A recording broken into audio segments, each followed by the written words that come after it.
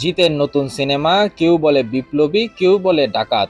আগামী 14ই আগস্ট প্রেক্ষাগৃহে মুক্তি পাওয়ার কথা। দীর্ঘ বিরতির পর এই সিনেমার মধ্যে বড় পর্দায় ফিরছেন অভিনেতা। সিনেমা মুক্তির আগেই এর প্রচার নিয়ে একটা মন্তব্য করে অবশ্য আলোচনায় এসেছেন জিৎ। তার এই মন্তব্যে অসন্তোষ প্রকাশ করেছে দেব ভক্তের একাংশ। হিন্দুস্তান টাইমস থেকে জানা যায়, আগামী 14ই আগস্ট দেবের বাইক অ্যাম্বুলেন্স দাদা সিনেমাটাও মুক্তি পাওয়ার কথা ছিল। শেষ পর্যন্ত মুক্তির তারিখ পিছিয়ে নেওয়ায় একই দিনে দুই তারকার সিনেমা মুখোমুখি লড়াই আর হচ্ছে না।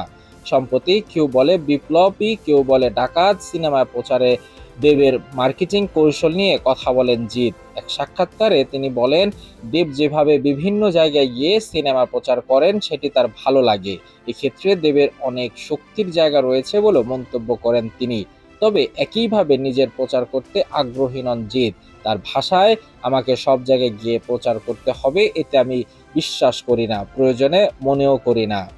জিতের এই মন্তব্যের পর সামাজিক যোগাযোগ মাধ্যমে প্রতিক্রিয়া জানাতে শুরু ভক্তরা।